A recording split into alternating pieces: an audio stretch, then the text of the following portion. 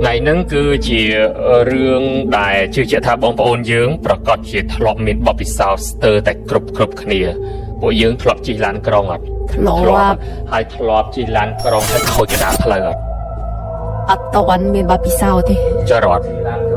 ดอเปียกระดาษเพลลานนั่งโคจ้ะเฮ้ยกายปลายบานี่ยืงถือรองจ้ำลานทำไมมือเตี้ยมาพลักมันนึกแบบใบดักมันนึกตั้งอ่อนนั่งเตยประตูเนื้อตอนนี่จังเนี่ยได้ทลอบนั่งจำโจมาคอมเมนต์พองทำมีอารมณ์แบบนาผู้ไอ้จีหลุมบ้าเปคล้ายกับโปลาน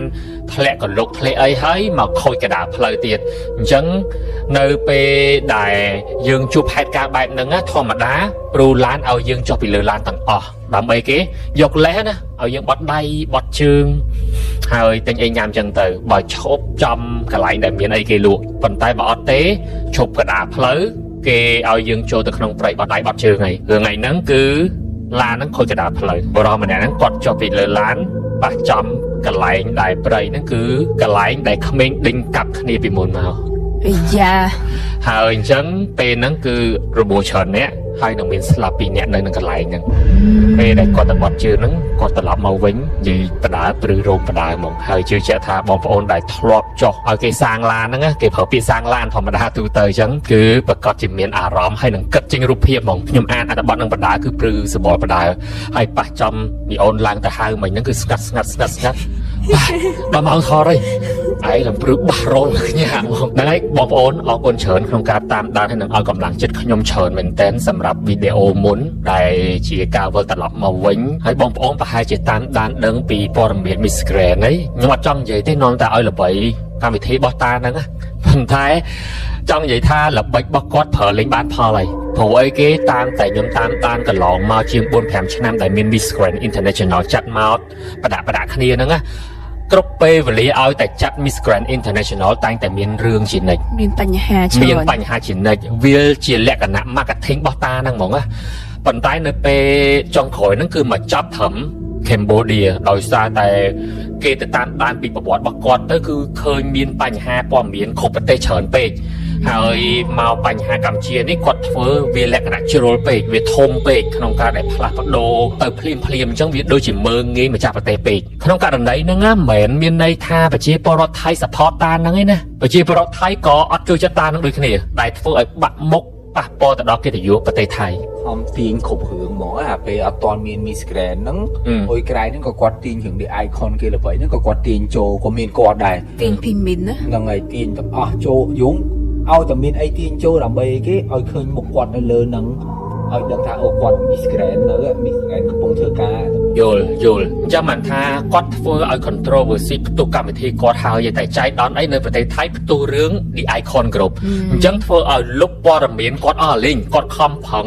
บังการคอนโทรลเวอร์ซีจังวัดวิธีจิตแพ้วิธีจิตโซนะจังเธอไม่ดำใบเอาเกจับรำกอดเวงกอดมันลุกมอดโจตะขนองหึงดึงไอคอนกรุ๊ปสาหาเป็นแต่ยังตาบ้านเมื่อตึกดังทันนั่งคือจิตเต็กเล็กมากกระทิงแต่บอกกอดตายปนนอกไงนั่งคือขยมจิตเจตาจีเรื่องมวยได้เนี่ยต้องออกในสดับให้เก่งลุสัวตายมาดองใส่เรื่องไงนี่คือยืนตัวบ้านปีปนโปรมันเนี่ยได้เป็นชโมธาดีคือจีเนี่ยคาดกรอดใจให้บันจำหน้าสรกหมอกรุนเนื้อหนึ่งทวก้าในขนมริจิตเทนีพนมเปงเอาไว้ได้กอดรายรับเมานั่งปัจจีเรื่องได้รุนทดได้กอดทลบจูภายปรึกคลั่งเหมือนแต่ในขนมจีวระบอกกอดให้กอดจองจำเหตุการณ์นั้นคือเหมือนเพลงนูเลยผู้ไอ้วิการล้างการปีปรามชนะมนตายปนนอการล้างในขนมชนะกดระบอกกอดการล้างในขนมเป็นแต่กอดอายุ30 ชนามให้กบคนนี้ดังให้เอาแต่30หรือก็มาภัยนั่งเกยตายแต่มีจำเนื้อท้าคือจิตชนามกดจิตชนามได้เงยเอายืมมือเคยไอจุบไอแดดประดายังบอมโอนนะแต่จะดอชนามกดหรือก็ชนามปีปอนมาภัยแผงคือชนามกดนั่งโจมาคอมเมนต์ทองขยมบัตชมุดดีอายุ30 ชนามในขนมเปรปัจจุบันนี้หนึ่งจีเนี่ยเฟอร์การดำล้างรถยนต์มวยในขนมสหกรีมวยกันไหลในไอติกรองพนมเปญคนใต้เรื่องมนุษย์ได้ขยมบ้านชุบนู้คือตั้งปีขยมมีอายุ30 ชนามองมาเลยในปีนู้มาได้ขยมบ้านปรับขยมท่าวิคือจิตชนามกระบอกขยมไม่โกนอาจหนึ่งชุบครูธนเซมจังเตยนามอกน้าเถอปรองประหยัดนะบอกเอ้ยยมสดับกอดเจ้าตายปนนอตายเนื้อนาแต่สมานดอท่าขยมปัดจิตจุบเรื่องราวใบหนังปัดประกอดเมนสระตายมาดอง ห សាច់រឿងនេះបានកើតឡើងនៅពេលដែលខ្ញុំធ្វើដំណើរទៅលេងពុកម៉ែនៅឯខេត្តក្រចេះនៅក្នុងឱកាសពិធីបុណ្យភ្ជុំបិណ្ឌថ្ងៃនោះខ្ញុំបានរៀបចំកតាបខោអាវរួចរាល់ជាស្រេចហើយក៏ចេញទៅធ្វើការតែម្ដងដោយគិតថា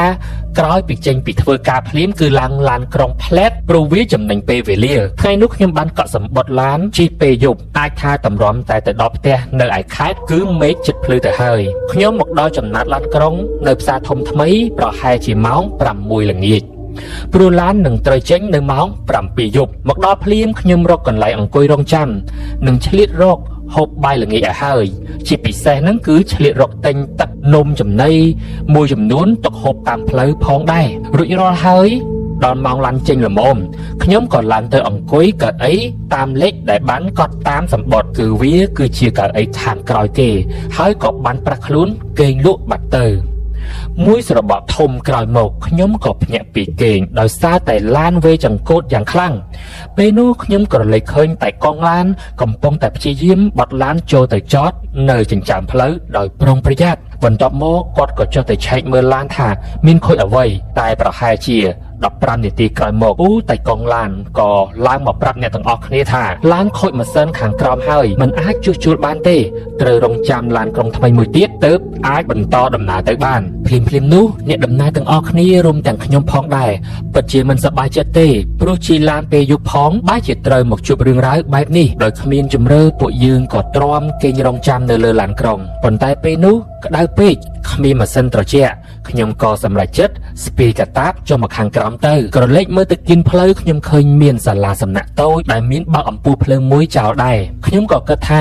ដើរទៅអង្គុយលេងនៅទីនោះស្រូបយកខ្យល់អាកាសបន្តិចឲ្យត្រជាក់ខ្លួនដើរមកដល់ខ្ញុំទាញទូរស័ព្ទដៃមកមើលឃើញថាម៉ោង 7-9 យប់ទៅហើយមួយស្របក់ក្រោយមកក៏មានអ្នកដំណើរផ្សេងទៀតដើរចុះមកអង្គុយនៅសាលាសំណាក់នេះដូចខ្ញុំដែររហូតឡើងណែនគ្នាតែម្ដងអ្នកខ្លះនិយាយគ្នាលេងពីនេះពីនោះឯអ្នកខ្លះទៀតសុំស្គាល់គ្នាឯខ្លះទៀតក៏អង្គុយជីកទូរស័ព្ទមើល TikTok អញ្ចឹងទៅចំណែកខ្ញុំក៏ផ្អៀងខ្លួនគេងទៅក្បែរសសរម្នាក់ឯងយ៉ាងស្ងៀមស្ងាត់ប្រហែល1 ម៉ោងក្រោយមកខ្ញុំក៏ឈឺបាត់ជើងតូចក្រឡេកមើលស្ដាំមើលឆ្វេងខ្ញុំក៏ឃើញថានៅខាងក្រោយសាលាសំណាក់នោះមានព្រៃដុតតូចមួយខ្ញុំក៏ចុះដើរសម្ដៅទៅទីនោះប៉ុន្តែស្របពេលនោះផងដែរខ្ញុំក៏ស្រាប់តែមានអារម្មណ៍ថាហាក់បីដូចជាមានមនុស្សកំពុងតែដើរតាមពីក្រោយខ្ញុំមកដែរតែពេលនេះទៅគ្មាននរណាគេម្នាក់សោះឡើយក្រោយពីដើរបត់ជើងទូចរួចរាល់ខ្ញុំក៏ត្រឡប់មកវិញតែមនុស្សនៅក្នុងសាលាសំណាក់បែរជាបាត់ស្រមោលអស់រលីងព្រោះពួកគេនាំគ្នាឡើងឡានក្រុងថ្មីដែលទើបនឹងមកដល់មុននេះអស់ទៅហើយខ្ញុំនឹកក្នុងចិត្តម្នាក់ឯងថាយីដែលចិត្តណាស់ណោះគ្មាននរណាគេម្នាក់ស្រែកប្រាប់ឯងមួយម៉ាត់សោះថាឡានក្រុងថ្មីមកដល់ហើយខ្ញុំក្រវីក្បាលហួចចិត្តម្នាក់ឯងហើយក៏ដើរទៅឡើងឡានតែភ្លាមនោះស្រាប់តែខ្ញុំក្រឡេកឃើញមានប្អូនប្រុសម្នាក់អាយុប្រមាណ20 ឆ្នាំស្ដើងស្លៀកខោខូវប៊យជើងខ្លីបែបរហែកនិងពាក់អាវយឺតពណ៌សទើបតែដើរចេញមកពីគុម្ពព្រៃក្បែរនោះដែរខ្ញុំស្មានតែជាអ្នកដំណើរដែលទើបតែមកបត់ដៃបត់ជើងដូចគ្នាខ្ញុំក៏លាន់មាត់បបួលគេថាអូនឡានថ្មីមកដល់ហើយតោះទៅឡើងឡានចម្លែកបន្តិចដែរប្អូនប្រុសម្នាក់នោះមិនមាត់ករកខ្ញុំទេតែគេក៏ដើរតាមខ្ញុំមកប្រគិពីខាងក្រោយមកដល់ឡានក្រុងខ្ញុំក៏ឡើងទៅអង្គុយនៅកៅអីតាមលេខដដែលបន្តិចក្រោយមកក៏ឃើញប្អូនប្រុសម្នាក់នោះដើរមកអង្គុយនៅកៅអីពីខាងក្រោយខ្នងខ្ញុំដែលនៅសល់មួយកៅអីល្មមពេលនោះខ្ញុំហាក់ដូចជាមិនសូវចូលចិត្តក្មេងប្រុសម្នាក់នោះសោះមើលទៅមុខគេដូចជាចម្លែកខុសពីអ្នកដទៃមុខមាត់និងដៃជើងរបស់គេឡើងស្លាំងដូចជាមនុស្សទើបតែងើបពីឈឺហើយសំខាន់ណាស់វាអត់មានស្បែកជើងពាក់ទៅទៀតអត់មានកាបូបអត់មានរបស់អ្វីជាប់ខ្លួនដូចអ្នកដំណើរដទៃផ្សេងទៀតនោះទេ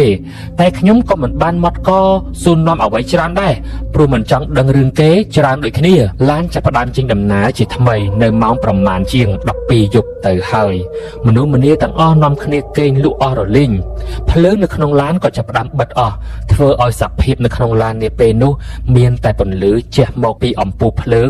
មួយតែប៉ុណ្ណោះដែលគេដាក់នៅតាមផ្លូវមើលឃើញព្រាលដោយអស់កម្លាំងនឹងងុយគេងផងដែរខ្ញុំក៏ថ្មិចភ្នែកគេងមួយភាំងទៅតែបានបន្តិចខ្ញុំក៏ត្រូវភ្ញាក់មកវិញព្រោះឮសំឡេងធាក់កៅអីពីក្រោយផាំង ពេលនោះខ្ញុំប្រញាប់ក្រឡេកមើលទៅខាងក្រោយបំណងចង់ស្ដីឲ្យអាប្អូនប្រុសនោះថាម៉េចបានជាវាយកជើងមកធាក់កៅអីអញ្ចឹង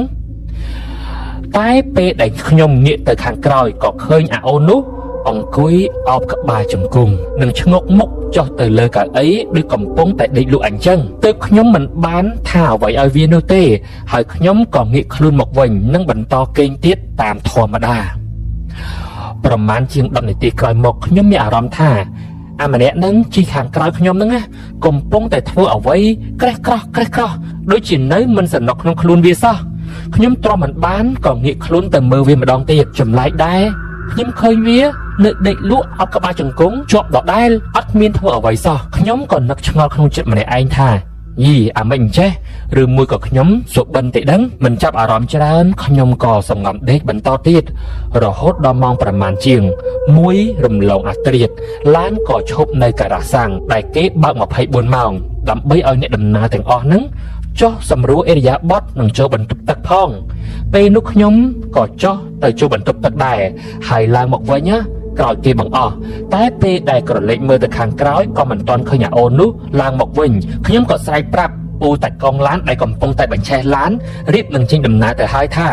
ឈប់សិននៅមានអ្នកដំណើរម្នាក់ទៀតមិនទាន់ឡើងមកទេគ្រាន់តែស្រែកបែបនេះភ្លាមពូតែកង់ឡាននិងអ្នកដំណើរទាំងអស់ស្រាប់តែងាកមើលមុខខ្ញុំព្រមគ្នាតែម្ដងខ្ញុំក៏ក្រឡេកមើលទៅខាងក្រោយម្ដងទៀតដើម្បីឲ្យប្រកាសចិត្តថាអាអូននោះបានឡើងមកហើយឬនៅភ្លាមនោះខ្ញុំក៏ស្រាប់តែភ្ញាក់ខ្លួនឲ្យព្រឺតឃើញអាអូននោះអង្គុយនៅលើកៅអីខាងក្រោយខ្ញុំឡើងច្រងងមិនដឹងថាវាឡើងមកពេលណាទេឬក៏ខ្ញុំស្រវាំងភ្នែកមើលវាមិនឃើញអំបញ្ញមិញនេះសម្រួលអារម្មណ៍បានបន្តិចខ្ញុំក៏ស្រែកប្រាប់ទៅពូតែកង់ឡានម្ដងទៀតថាតោះចេញទៅពូអ្នកជិះឡើងមកគ្រប់គ្នាអស់ហើយពេលនោះឡានក៏ជិះចេញទៅតាមធម្មតាខាងឡៃនឹងតនេះតវ៉ាន់របៀបថាគាត់មើលមុនដំបូងអត់មានមនុស្សអង្គុយនៅពីខាងក្រោយគាត់ទេគាត់ក៏សែកតែការពិតទៅនៅពេលដែលគេកលេចមើលមុខគាត់គ្រប់គ្នាគាត់កលេចមើលទៅជាឃើញអាអូននឹងវិញហើយគាត់ក៏គិតថាគេគ្រប់គ្នានឹងមើលឃើញអាអូននឹងដូចគាត់ដែរបានបន្តិចក្រោយមកអាអូននៅពីខាងក្រោយនឹងក៏យកដៃមកកេះខ្នងខ្ញុំប្លែកមែនតែនៅពេលនោះខ្ញុំមានអារម្មណ៍ថាខ្នងខ្ញុំឡើងត្រជាក់ស្រេបតែម្ដងទាំងដែលវាកេះនៅលើខោអាវខ្ញុំតែប៉ុណ្ណោះហើយវាសួរថាបងមានអីហូបអត់ខ្ញុំឃ្លានណាខ្ញុំងាកទៅមើលមុខអាអូននោះឡើងកំសត់ខ្ញុំក៏រើកាតាបយកនំប៉័ងមួយដើមនិងទឹកផ្លែឈើមួយកំប៉ុងដែលទៅតែទិញពីល្ងាចហ្នឹងហុចទៅឲ្យវាហូបអាអូននោះក៏ប្រញាប់ទទួលដៃពេលបង្ហាញទឹកមុខយ៉ាងសប្បាយរីករាយពេលនោះនៅម៉ោងប្រមាណជា2យប់ទៅហើយនៅសល់មិនប៉ុន្មានគីឡូម៉ែត្រទៀតទេក៏ទៅដល់ចំណតឡានក្រុងហើយតែដោយងងុយគេងខ្លាំងពេកខ្ញុំក៏គេងបន្តទៀតទៅបិទភ្នែកបានតែប្រមាណ5នាទីខ្ញុំរវើរវាយដូចជាយល់សពបន្តិចការប៉ិតបន្តិចឃើញដៃអាអូននោះកេះស្មាខ្ញុំម្ដងទៀតហើយក៏សួរថាបងឯងចង់ទៅផ្ទះអត់ហើយខ្ញុំក៏តបទៅវិញថាចង់ទៅតាព្រោះខាន់ទៅលេងផ្ទះយូរហើយនេះក៏កំពុងតែជិះឡានទៅលេងផ្ទះនឹងឯងមិនអាអូនឯងសួរអញ្ចឹងភ្លាវម៉េះវាក៏ឆ្លើយតបមកវិញថាបងអើយខ្ញុំក៏ចង់ទៅលេងផ្ទះដូចបងឯងដែរតែមិនដឹងទៅយ៉ាងម៉េចបានទេបងជួយនាំខ្ញុំទៅផងបានអត់ពេលនោះខ្ញុំធ្វើមុខឆ្ងល់ហើយក៏សួរថាហើយចុះហែមិនទៅខ្លួនឯងទៅហើយអត់មានបងប្អូនមកយកមែននៅចំណោតឡានក្រុងហ្នឹងនិយាយដល់ត្រឹមនេះស្រាប់តែវាអោនមុខចុះហើយយកដៃខ្ទប់មុខយំយ៉ាងខ្លាំងមិនដឹងថាមានរឿងរ៉ាវអ្វីកើតឡើងនោះទេបន្តិចក្រោយមកវាក៏ឆ្លើយតបវិញថាខ្ញុំយកផ្ទះបានទេបងអើយបងជួយនាំខ្ញុំទៅផ្ទះបន្តិចបានអត់ពេលនោះវាក៏នៅតែយកដៃខ្ទប់មុខយំកាន់តែខ្លាំងតែសំឡេងយំនោះចេញមកចម្លែកមែនតែនមិនមែនយំដូចមនុស្សយំទេវាធ្ងួចធ្ងរវាឮសំឡេងគួរឲ្យព្រឺខ្លាំងមែនតែនតែម្ដងដោយសារតែខ្ញុំឮសំឡេងយំខ្សឹបខ្សួរកាន់តែខ្លាំងឡើងនិងភ័យខ្លាចអ្នកដំណើរនៅក្នុងឡាននោះភ្ញាក់ផងខ្ញុំក៏តបទៅវិញថាអើមិនអីទេចាំជូនទៅផ្ទះហើយផ្ទះឯងនៅណានៅភូមិអីដែរទទួលគេទៅទៀតពេលនោះវាក៏បានឆ្លើយតបថាបងសន្យាយណាថាជូនខ្ញុំទៅផ្ទះល្អដូចផ្កាចឹងសន្យាទៀតបើជំនឿយើងពីដើមគេអត់ឲ្យអាវមួយសោះមកសំខាន់គាត់អត់ដែរស្គាល់អាអូននឹងពីមុនមកជួបនៅកណ្ដាលផ្លូវនៅកន្លែងខ្ទមដែលគេទុកចោលហើយមុខស្លេកស្លាក់ទៅទៀតហើយឆ្លៃឆ្លងមួយគេចឹងអូមួយសន្ទុះមកក៏បន្តទៀតថាបើបងក្បត់ពាក្យសន្យាខ្ញុំនឹងយកបងទៅនៅជាមួយឯណា មុនទៅមកចឹងនេះ ដូចចាប់ទៅមកទេ ណាបង ពេលនោះខ្ញុំឆ្ងល់មែនតែម្ដងមិនក៏អូននឹងនិយាយស្ដីអីប្លែកអញ្ចឹងតែខ្ញុំក៏ឆ្លើយយករួចខ្លួនសិនថាចាំអញជូនឯងទៅតែឯងប្រាប់សិនថាផ្ទះឯងនៅម្ដុំណាភ្លាមនោះស្រាប់តែវាសាច់ស្ញែងដោយក្តីក្រែកអរហើយងើបដើរពីកៅអីខាងក្រៅខ្ញុំនឹងទៅមុខបន្តិចពេលនោះអ្នកនៅក្នុងឡានទាំងអស់ហ្នឹងគឺគេលក់អស់លេងហើយតែអ្វីដែលរន្ធត់ហ្នឹងគឺខ្ញុំឃើញក្បាលរបស់អូនហ្នឹងបង្វិលបត់មកក្រោយឬសូរតែក្រឹកភ្នែកវាលៀនចេញមកខាងក្រៅធំតែម្ដងហើយសម្លក់មកខ្ញុំមុខរបស់វាក៏ប្រែទៅជារលួយអស់រលីងខ្ញុំឆ្ងល់មែនតើហើយសុកហេតុអីបានខ្ញុំជួបរឿងរ៉ាវបែបហ្នឹងចំណែកឯស្បែកដៃស្បែកជើងរបស់វាចាប់ផ្ដើមហូរឈាមតក់នៅលើកំរាលឡានគួរឲ្យញញើតតែម្ដងរូបភាពដ៏អាក្រក់នោះធ្វើខ្ញុំស្រែកឡើងផ្លាត់សំឡេងតែម្ដងជួយផងភ្លាមនោះខ្ញុំក៏ចាប់ផ្ដើមបើកភ្នែកឡើងញើសជោកពេញខ្លួនតែម្ដងតាមពិតខ្ញុំកំពុងតែដេកយល់សប្តិសោះតែវាដូចជាការប៉ັດខ្លាំងមែនទែនចំណែកឯឡានក្រុងវិញក៏ឈប់ងក់ព្រោះថាដល់ចំណតល្មមតែអ្នកដំណើរទាំងអស់ងាកមកមើលមុខខ្ញុំមើលដោយក្តីព្រួយបារម្ភមែនទែនពេលនោះប្រូឡានក៏ដើរមកសួរខ្ញុំថាបងឯងកើតអីមិនបានជានៅសុកបងឯងស្រែកបែបអញ្ចឹងបងឯងឃើញអីមែនខ្ញុំភ័យខ្លាំងមុខឡើងស្លេកអស់បែកញើសជោកថ្ងាសភ្លាមនោះខ្ញុំមិនតន់និយាយអ្វីទាំងអស់ខ្ញុំងាកទៅមើលខាងមុខងាកទៅមើលកៅអីខាងក្រោយដើម្បីរកអាអូនម្នាក់នោះតែមិនបានឃើញវាបន្តទៀតទេឃើញតែនំប៉័ងនិងទឹកផ្លែឈើដែលខ្ញុំឲ្យវានឹងដាក់នៅលើកៅអីទន្ទឹមគ្នាតែម្ដងខ្ញុំក៏សួរទៅអ្នកគ្រប់គ្នាព្រមទាំងព្រូឡានមាននរណាគេម្នាក់បានឃើញអាអូនម្នាក់ដែលស្លៀកខោខូវប៊យខ្លីពាក់អាវយឺតពណ៌សដែលអង្គុយនៅកៅអីខាងក្រោយខ្ញុំនេះដែរឬអត់តាំងពីដើមមកពេលនោះស្រាប់តែគេគ្រប់គ្នាអះអាងថាកៅអីនៅខាងក្រោយនេះគ្មានមនុស្សអង្គុយទេហើយពេលឡើងឡានក្រុងមកហ្នឹងក៏គេបានឃើញខ្ញុំម្នាក់ឯងហ្នឹងគឺមិនដឹងជានិយាយអីទេទៅមកមិនដឹងជានិយាយជាមួយនរណាគេនោះទេជាពិសេសគឺប្តីប្រពន្ធពីរនាក់ដែលអង្គុយខាងមុខខ្ញុំតែម្ដងគាត់ឆ្ងល់ណាស់ព្រោះឃើញខ្ញុំនិយាយតាំងពីដើមមកតាំងពីឡើងឡានមកតែគាត់មិនហ៊ានសួរនាំព្រោះស្មានតែខ្ញុំនឹងកំពុងតែអង្គុយនិយាយទូរស័ព្ទព្រោះឃើញពាក់កាសមួយចំហៀងពេលនេះអ្វីគ្រប់យ៉ាងបានត្រឡប់ចាក់ពេញខួររបស់ខ្ញុំអស់ហើយបន្ទាប់មកខ្ញុំក៏បាននិយាយរៀបរាប់ប្រាប់ហេតុការណ៍ទាំងអស់ដែលខ្ញុំបានជួបតាំងពីដើមរហូតដល់ចប់ប្រាប់អ្នកទាំងអស់គ្នានៅលើឡានតែម្ដង បងប្រាប់ក្នុងឡានហ្មង ក្រោយពេលបានស្ដាប់រឿងរ៉ាវនេះចប់អ្នកទាំងអស់គ្នាក៏ព្រឺព្រួយអ្នកខ្លះក៏ចុះពីឡានអ្នកខ្លះក៏នៅស្ដាប់បន្តអញ្ចឹងទៅជួយលួងលោមអារម្មណ៍ខ្ញុំប៉ុន្តែស្រាប់តែពូព្រូឡានហ្នឹងគាត់ដើរមកទស្សនាខ្ញុំហើយគាត់ប្រាប់ថាបងស្គាល់ក្មេងប្រុសម្នាក់ហ្នឹងដែលតាមមកពីកន្លែងព្រៃខាងក្រោយសាលាសំណាក់ពេលដែលសម្រាប់ហ្នឹងមែនព្រោះអូនឯងបាននិយាយបបួលគេឡើងមកឡានជាមួយគ្នាកន្លែងនោះកាលពីប្រហែលខែមុនមានករណីឃាតកម្មស្ទាវដេញកាប់គ្នាជាង20នាក់ដែលធ្វើឲ្យមនុស្សខ្លះរបួសអ្នកខ្លះក៏ដាច់ជើងចឹងទៅប៉ុន្តែមានស្លាប់ដល់ទៅ2នាក់ហើយទម្រាំតែប៉ូលីសបំបីក្តីបានហើយនឹងរកឃើញសាកសពហ្នឹងគឺ3ថ្ងៃទៅហើយស្ដាប់ដល់ត្រឹមនេះខ្ញុំក៏នឹកស្រមៃទៅដល់រូបភាពសាច់រលេះរលួយដ៏គួរឲ្យខ្លាចរបស់អូននោះនៅដក់ជាប់នឹងភ្នែកខ្ញុំនៅឡើយពេលនោះគឺម៉ោង3ទៀបភ្លឺទៅហើយខ្ញុំក៏ប្រញាប់ចុះពីឡានក្រុងនឹងទាញទូរស័ព្ទដៃមកចុចទេឲ្យប្អូនប្រុសរបស់ខ្ញុំឲ្យមកទទួលខ្ញុំនៅបេនឡានទន្ទឹមនឹងនេះនៅក្នុងខណៈពេលដែលខ្ញុំកំពុងតែរងចាំប្អូនប្រុសនោះមកយកខ្ញុំក៏បានដើរទៅតប់អ្នកតានៅក្បែរចំណតឡានដែលគេតែងតែបន់ស្រន់មុននឹងជិះដំណើរទៅមកនឹងបានអុជធូប3សរសៃបន់ស្រន់នៅក្នុងចិត្តស្ងាត់ថាអូនអើយកុំមកតាមបងអីចាំស្អែកព្រឹកនេះបងទៅវត្ត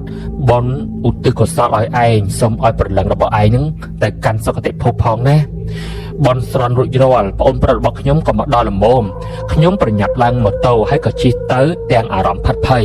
ហើយខ្ញុំក៏ឧស្សាហ៍ងាកមើលក្រោយដែរព្រោះខ្លាចព្រលឹងខ្មែរអូននឹងមកតាមជាមួយទៀតព្រលឹមស្រាងខ្ញុំក៏ប្រញាប់និយាយរឿងរ៉ាវទាំងអស់ហ្នឹងឲ្យទៅម៉ាក់របស់ខ្ញុំស្ដាប់ពេលនោះម្ដាយរបស់ខ្ញុំក៏បានធ្វើចង្ហាន់មួយស្រាក់សាដកមួយគូនឹងរៀបចំប្រដាប់ផ្សេងទៀតជាច្រើនមុខដែរដើម្បីនាំខ្ញុំទៅវត្តឲ្យព្រះសង្ឃស្រោចទឹកចេញនិងធ្វើបុណ្យឧទ្ទិសកុសលទៅដល់